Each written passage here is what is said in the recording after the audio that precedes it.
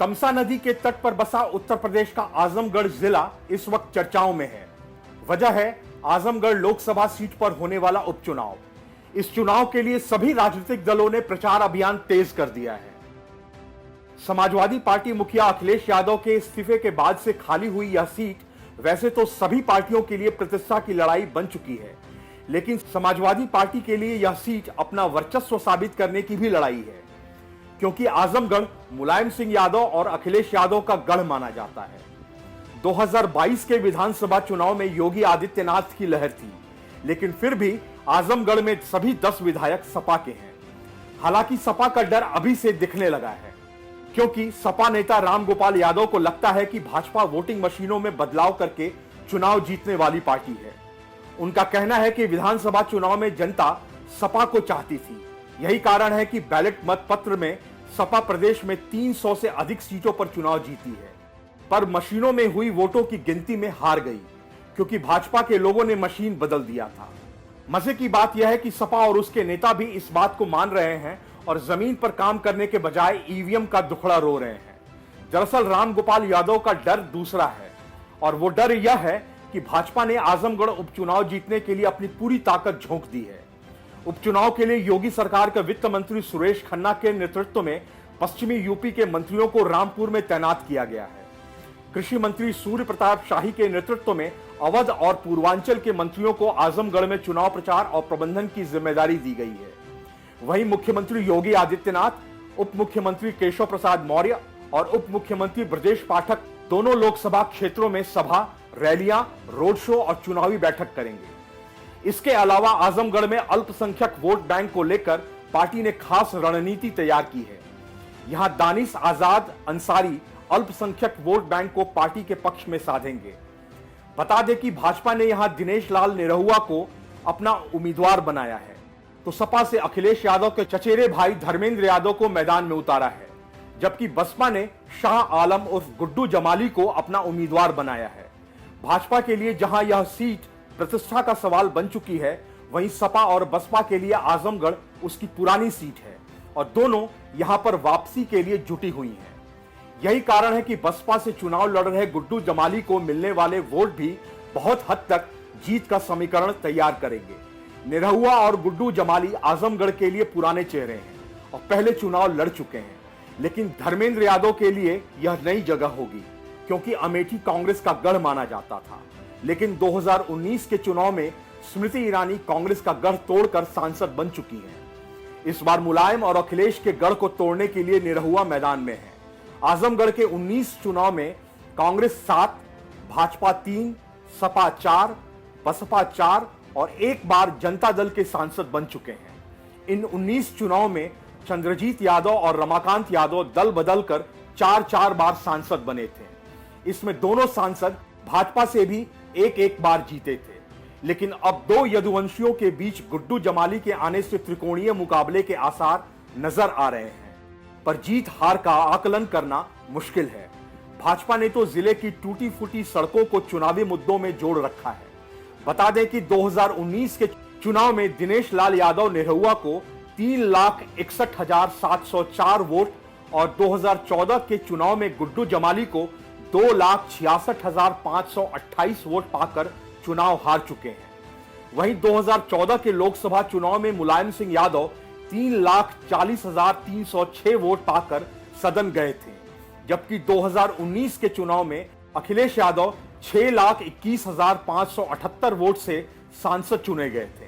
इस बार निरहुआ की जीत के लिए भाजपा ईमानदारी से जुटी है। बहरहाल आजमगढ़ सीट पर 23 जून को मतदान होना है और 2024 के पहले आजमगढ़ और रामपुर सीटों का उपचुनाव सभी दलों के सम्मान से जुड़ा हुआ है। Bureau report, news of India. Agnipath योजना के विरोध में देश भर में जारी हिंसा के बीच अब राहुल गांधी और प्रियंका वाड्रा दोनों की एंट्री हो गई है। मकसद विरोध की आग को भड़काना और ईडी के शिकंजे से खुद को बचाना है। नेशनल हेराल्ड घोटाला मामले में फंसे राहुल गांधी केंद्र सरकार पर दबाव डालने की नीति पर काम कर रहे हैं। यही वजह है कि उन्होंने प्रधानमंत्री मोदी से इस योजना को वापस लेने की मांग की है। राहुल गांधी ने कहा कि अग्निपथ योजना का भी हाल कृषि कानूनों की तरह होगा, राहुल गांधी ने ट्वीट कर कहा कि 8 सालों से लगातार भाजपा सरकार ने जय जवान जय किसान के मूल्यों का अपमान किया है। मैंने पहले भी कहा था कि प्रधानमंत्री जी को काले कृषि कानून को वापस लेने पड़ेंगे। ठीक उसी तरह उन्होंने माफी वीर बनकर देश के युवाओं की बात माननी पड़ेगी और अग्निपथ को वापस लेना ही पड़ेगा। योजना को लेकर देश भर में जारी हिंसा के बीच राहुल गांधी ने जंतर मंतर पर विरोध का फैसला कर इस आग में घी डालने का काम किया है। कांग्रेस ने घोषणा की है कि अग्निपथ योजना के खिलाफ कांग्रेस 19 जून को दिल्ली के जंतर मंतर पर प्रदर्शन करेगी। इसमें कई बड़े नेता और सांसद शामिल होंगे। प्रियंका गांधी ने कहा कि मोदी सरकार को इस योजना को तुरंत वापस लेना चाहिए। उन्होंने कहा कि विरोध को देखते हुए 24 घंटे भी नहीं बीते और सरकार को इसमें बदलाव करना पड़ा। इसको लेकर उन्होंने ट्वीट किया, इस योजना को लेकर देश भर में प्रदर्शन हो रहे हैं। आंदोलन के लिए युवाओं को भड़काने का आरोप राजनीतिक दलों पर भी लग रहे हैं। इसमें कोचिंग माफियाओं की भूमिका भी संदेह के घेरे में है। इस बीच केंद्र सरकार ने अग्निवीरों को केंद्रीय सशस्त्र बलों एवं असम राइफल्स में 10% आरक्षण देने का फैसला किया है। इसके साथ ही इस बार अभ्यर्थियों की आयु सीमा में भी छूट दी गई है। 23 वर्ष तक के अभ्यर्थी सेना में आवेदन कर सकेंगे। पहले बैच के लिए आयु में अधिकतम आयु सीमा 5 वर्ष की छूट होगी। Bureau report, news of India. Punjab में आम आदमी पार्टी सरकार की मुश्किलें कम होने का नाम नहीं ले रही। कानून व्यवस्था के मुद्दे पर भगवंत मान सरकार लगातार विपक्ष के निशाने पर है, तो वहीं अब उसकी कई योजनाओं का भी विरोध शुरू हो चुका है। इसी कड़ी में भगवंत मान सरकार की नई आबकारी नीति का भी जमकर विरोध हो रहा है और ठेकेदारों से लेकर दुकानदारों तक को नई आबकारी नीति पसंद नहीं आ रही। विरोध बढ़ता देख भगवंत मान सरकार अब नई आबकारी नीति को लागू करने से पहले इसमें बदलाव करने जा रही है। लेकिन सवाल वही है कि जब पलटना ही होता है तो बिना सर पैर के नियम लाए क्यों जाते हैं?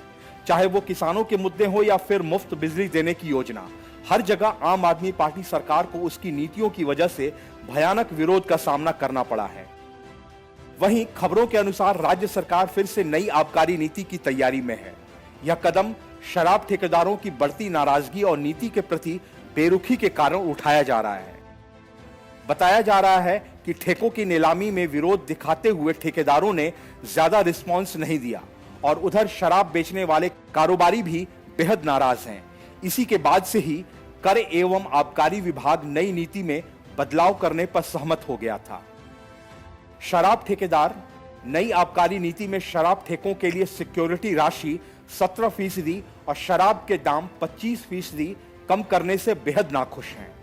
यहां तक कि प्री बिड मीटिंग में भी ठेकेदारों ने अपना रोष जमकर व्यक्त किया और अधिकारियों के लिए मुश्किलें खड़ी कर दी थीं। इसके बाद कई जगह तगड़ा विरोध भी देखा गया था।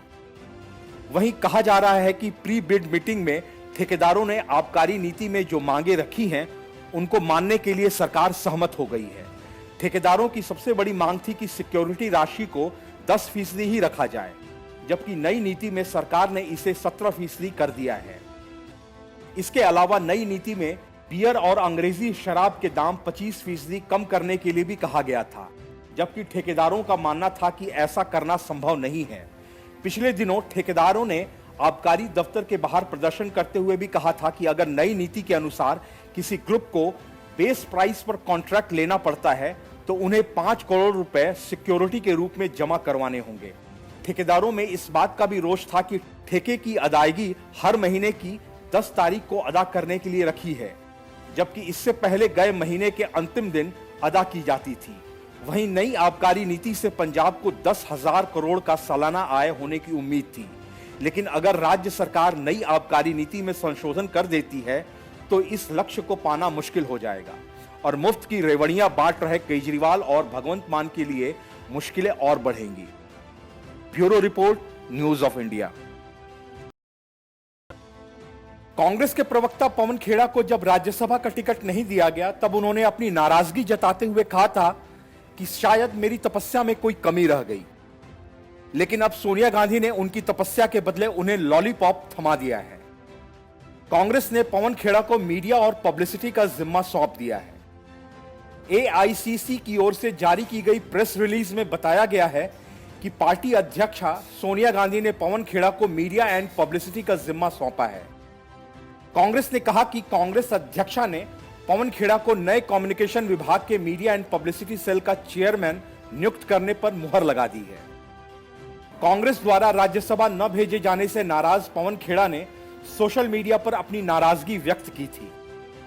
पवन खेड़ा ने ट्वीट कर कहा था कि शायद मेरी तपस्या में ही कमी रह गई। इस ट्वीट को देखकर उनके कई समर्थकों ने भी कहा था कि कांग्रेस ने उन्हें राज्यसभा न भेजकर गलती की। हालांकि अब जब पवन खेड़ा को कांग्रेस हाईकमान ने मीडिया और प्रचार की नई जिम्मेदारी दे दी है तो उस पर नेटिजन्स की प्रतिक्रिया आनी शुरू हो गई है। पवन खेड़ा की नाराजगी और अब मिल गई जिम्मेदारी को देखते हुए कुछ लोगों ने कहा कि पवन खेड़ा की थोड़ी थोड़ी तपस्या सफल हुई, तो कुछ लोगों ने कहा कि झुंझुना पकड़ा दिया खेड़ा को, तपस्या में कमी रह गई। एक यूजर ने पवन खेड़ा को मिली इस जिम्मेदारी को सांत्वना पुरस्कार बताया और कहा कि कांग्रेस परिवार ने इतने सालों की तपस्या को बस एक लॉलीपॉप थमाकर दे के फुसला लिया। कांग्रेस की ओर से पिछले दिनों जारी की गई लिस्ट में 10 नाम थे जिन्हें राज्यसभा उम्मीदवार बनाया गया था। उनमें हरियाणा से अजय माकन, कर्नाटक से जयराम रमेश, मध्य प्रदेश से विवेक तनखा, छत्तीसगढ़ से राजीव शुक्ला और रंजीत रंजन, महाराष्ट्र से इमरान प्रतापगढ़ी, राजस्थान में रणदीप सुरजेवाला, मुकुल वासनिक, प्रमोद तिवारी और तमिलनाडु से पी चिदम्बरम थे। इस लिस्ट को देखने के बाद पवन खेड़ा और नगमा समेत कई कांग्रेसियों ने नाराजगी जताई थी। Bureau report, news of India.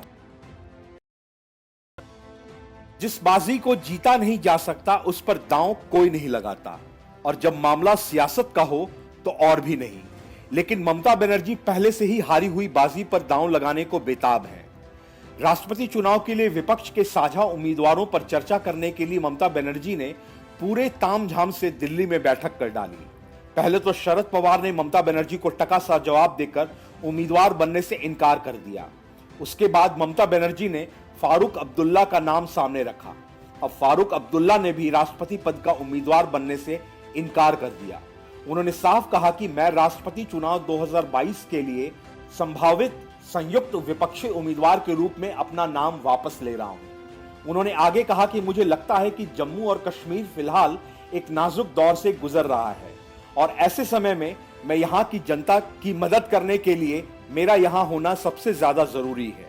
दरअसल राष्ट्रपति चुनाव को लेकर पश्चिम बंगाल की मुख्यमंत्री ममता बनर्जी ने 15 जून को एक बैठक रखी थी। इस दौरान ममता बनर्जी ने फारूक अब्दुल्ला और गोपाल कृष्ण गांधी के नाम का भी प्रस्ताव रखा था। इस बैठक में गिनती के कांग्रेस समेत 17 दलों के नेता पहुंचे।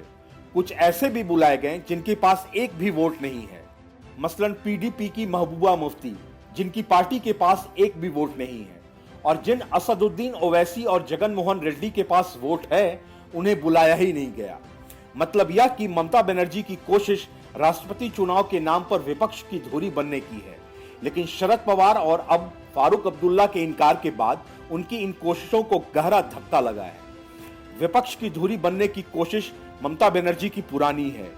जब से प्रशांत किशोर ने उनको राष्ट्रीय नेता और टीएमसी को राष्ट्रव्यापी पार्टी बनाने की पुड़िया थमाई है, तब से ही ममता बनर्जी इन कोशिशों में लगी हैं।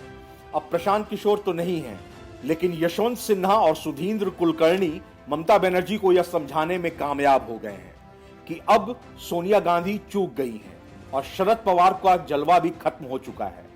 रही बात राहुल गांधी की, तो कोई उन्हें गंभीरता से लेता नहीं, इसलिए भाजपा का मुकाबला उनसे बेहतर कोई दूसरा कर ही नहीं सकता। माना जा रहा है कि ममता बनर्जी इस मुगालते में सियासी दांव चल रही हैं और बार बार उनकी भद्द पिट रही है। Bureau report, news of India.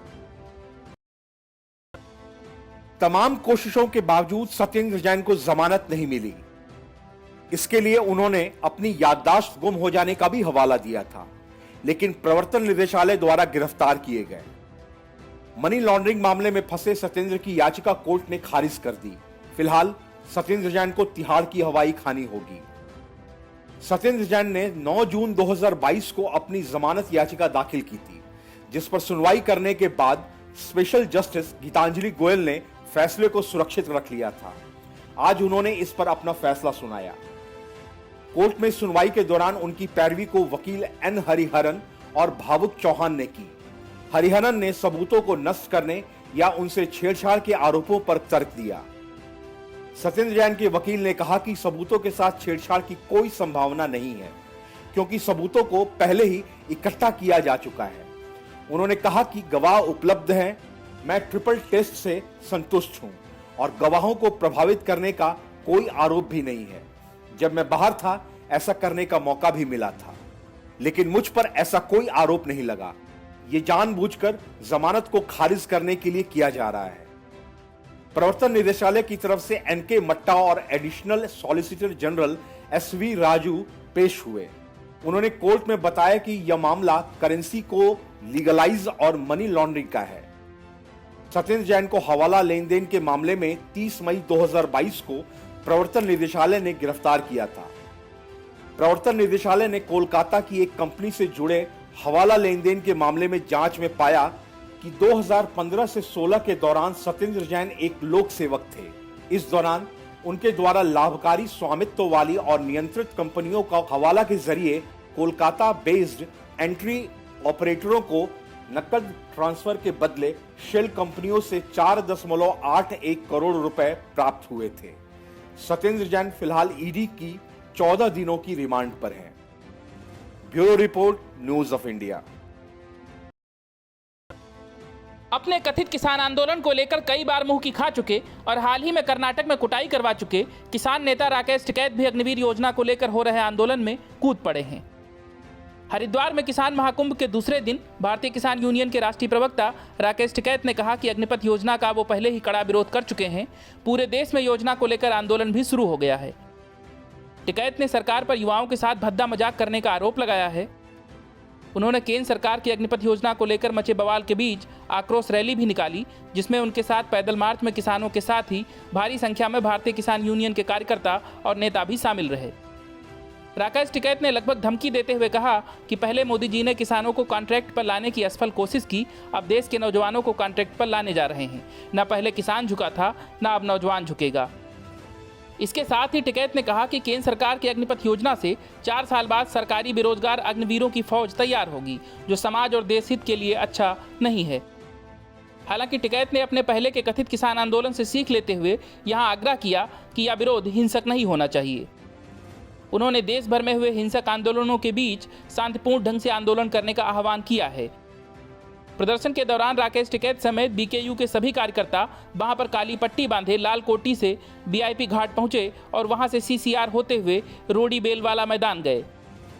किसान नेताओं का कहना था कि या तो केंद्र सरकार इस योजना को वापस ले या फिर इस पर स्पष्टीकरण दे। किसान नेताओं का कहना था कि सरकार को यह नियम बनाना चाहिए कि 18 साल के युवाओं को मिलिट्री की ट्रेनिंग दी जाए, न कि 4 साल की नौकरी के बाद बेरोजगार कर दिया जाए। वहीं राकेश टिकैत ने कहा है कि 30 जून को भारतीय किसान यूनियन देश भर के राज्यों के जिला मुख्यालयों के बाहर प्रदर्शन करेगी। राकेश टिकैत ने कहा कि अग्निपथ को लेकर जिस तरह से देश के अंदर विरोध प्रदर्शन के दौरान हिंसक आंदोलन कर कहीं ट्रेन फूंकी जा रही है तो कहीं अन्य सरकारी संपत्तियों को नुकसान पहुंचाया जा रहा है, वह निंदनीय है। वह किसी तरह से राष्ट्रहित में नहीं है, जबकि धरना प्रदर्शन के जरिए भी अपनी बात सरकार तक पहुंचाई जा सकती है। गौरतलब है कि भले ही अग्निपथ योजना का विरोध किया जा रहा हो, लेकिन सच यह है कि इसके लिए 2 दिन के भीतर ही भर्ती के लिए नोटिफिकेशन जारी किया जाएगा। सेनाध्यक्ष मनोज पांडे ने ऐलान किया था कि जल्द ही इसके लिए रजिस्ट्रेशन की प्रक्रिया शुरू की जाएगी। Bureau news, news of India. Punjab के मुख्यमंत्री भगवंत मान अब पूरी तरह से अपने आका अरविंद केजरीवाल की राह पर निकल चुके हैं। जिस तरह से मुफ्त की रेवड़ियां बांट रहे केजरीवाल से दिल्ली नहीं संभली और हर छोटी बड़ी समस्या पर उन्हें केंद्र की याद आ जाती है, वैसे ही भगवंत मान से भी पंजाब नहीं संभल रहा है और वो भी पीएम मोदी से कई बार पैसों की गुहार लगा चुके हैं। और अब अपने नेता की राह पर चलते हुए भगवंत मान विज्ञापन पर भी जमकर लुटा रहे हैं। खबरों के अनुसार पंजाब की आम आदमी पार्टी सरकार ने 1 महीने में विज्ञापन पर 24 करोड़ रुपए खर्च कर दिए। इसके लिए आरटीआई इन्फॉर्मेशन का हवाला दिया गया है। इस खबर के बाद से भगवंत मान सरकार विपक्ष के निशाने पर है। गौरतलब है कि भगवंत मान जो पंजाब में कर रहे हैं, यही कारिस्तानी उनके आका और आप मुखिया अरविंद केजरीवाल दिल्ली में करते आ रहे हैं। यहां तक कि दिल्ली की अरविंद केजरीवाल सरकार को विज्ञापन खर्च को लेकर दिल्ली हाईकोर्ट ने फटकार तक लगाई है। हाईकोर्ट ने कहा था कि एमसीडी कर्मचारियों को सैलरी और पेंशन तय वक्त पर नहीं दिया जा रहा है। हम देख सकते हैं कि किस तरह से सरकार राजनेताओं की तस्वीरों के साथ अखबारों में पूरे पन्ने का विज्ञापन देती है, वहीं दूसरी तरफ कर्मचारियों की सैलरी तक नहीं दी जाती। अब इसी राह पर भगवंत मान निकल पड़े हैं और विरोधियों के निशाने पर हैं। विपक्षी दलों ने भी तंज कसा कि राज्य का खजाना भरने के दावे करके सत्ता में आई आप खुद ही इसे खाली करने में जुटी है। पंजाब कांग्रेस प्रधान अमरिंदर सिंह राजा वडिंग, कांग्रेस एमएलए सुखपाल खैहरा और भाजपा नेता मनजिंदर सिरसा ने इसको लेकर सीएम भगवंत मान पर सवाल खड़े किए हैं। कांग्रेस विधायक सुखपाल खैहरा ने आरटीआई इन्फॉर्मेशन की कॉपी ट्वीट की। उन्होंने कहा कि सिर्फ अप्रैल महीने में पब्लिसिटी पर 24 करोड़ रुपए खर्च कर दिए गए। अरविंद केजरीवाल और भगवंत मान बताएं कि इस तरह से उन्होंने पंजाब का खजाना भरने का वादा किया था। खैहरा ने कहा कि 1 एमएलए 1 पेंशन से सरकार एक साल में सिर्फ 8 करोड़ बचाएगी और यहाँ एक महीने में इतना खर्च कर दिया गया। खैहरा ने कहा कि केजरीवाल और भगवंत मान सेल्फ प्रमोशन के लिए लोगों के पैसों का दुरुपयोग कर रहे हैं। भाजपा नेता मनजिंदर सिरसा ने कहा कि आम आदमी पार्टी की सरकार ने पिछले 3 महीने में 9,000 करोड़ का कर्जा लिया। केवल अप्रैल महीने में सरकार की पब्लिसिटी और विज्ञापनों पर 24.40 करोड़ रुपए खर्च कर दिए गए। पंजाब की किसी महिला को अभी तक 1,000 रुपए महीना नहीं दिया गया। बिजली पानी पर कोई सब्सिडी नहीं दी गई। सिरसा ने कहा कि सीएम भगवंत मान जवाब दें कि जब कोई काम नहीं किया तो प्रचार किस बात का, या इनकलाब नहीं केजरीवाल का दिल्ली मॉडल है। वहीं पंजाब कांग्रेस के मुखिया अमरिंदर सिंह राजा वडिंग ने कहा कि आम आदमी पार्टी की सरकार पब्लिसिटी की ऑक्सीजन पर चल रही है और हर रोज 1 करोड़ रुपया खर्च हो रहा है। Bureau report, news of India.